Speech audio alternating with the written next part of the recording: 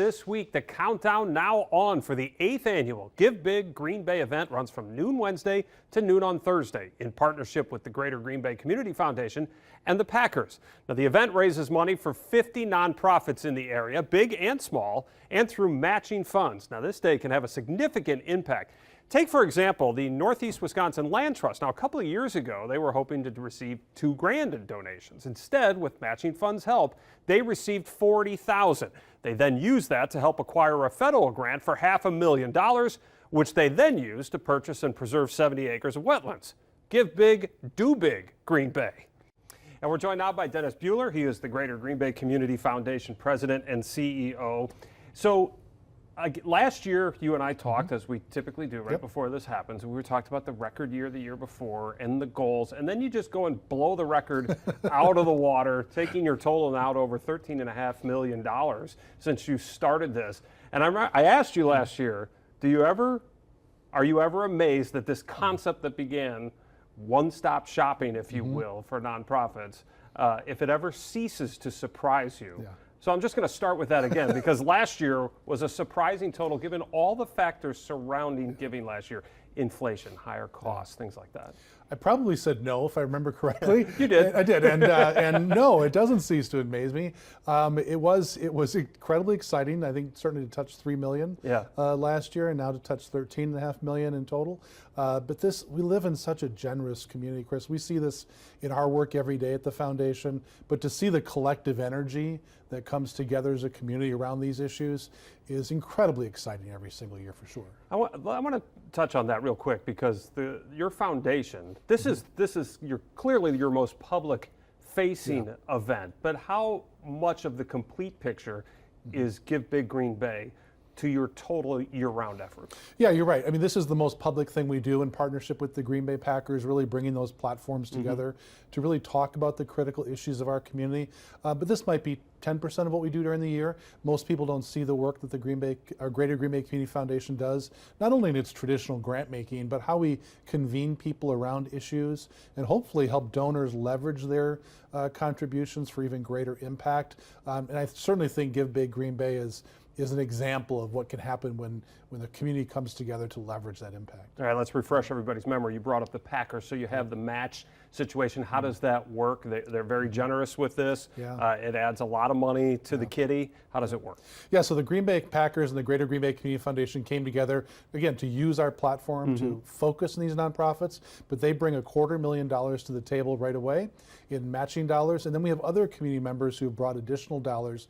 This year, we're going to have over $500,000 in matching funds available. So if you as an organization raise 5% of the dollars that day, you're going to receive 5% of that matching fund. And it's important we do it that way as opposed to dollar for dollar, because it allows us to really focus not only on maybe larger organizations that people know about, but also some of those really small organizations doing important work.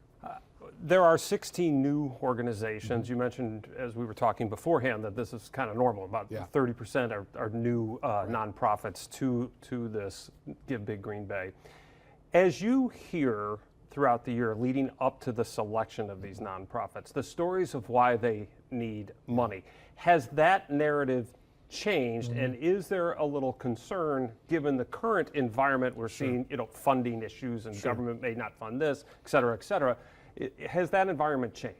I don't know if it's changed. It's certainly it's in the larger conversation. I think nonprofits, their entire lives are fighting in changing environments and limited resources and really focused on the issues of the need in our community. I don't know if it's changed. It's certainly become a bit of a pressure cooker lately. And I think that's an important part of this program, is to really celebrate those who are choosing nonprofit as service, to focus on that work, and how can we support them to get that good work done. All right, 30% every year, as we mentioned, are new, which means 70% are holdovers. What is the year-round monitoring, if you will, to make sure that these groups that you select and that you are helping raise money for are good stewards of their money so that they can be repeated within Give Big Green Bay? Sure, our relationship with these nonprofits extends well beyond this day or this month. And 100% of the contributions go unrestricted to that organization, and we're working with them on a regular basis. For example, about 2 weeks after this event, we're going to be holding a seminar for all of our nonprofits to really talk about the best practices in stewardship. And then as they spend those dollars, we'll work with them on a regular basis to understand how they're using those dollars and what can we learn from the experience they're having in using those dollars in the community, and how can we apply that back to the program.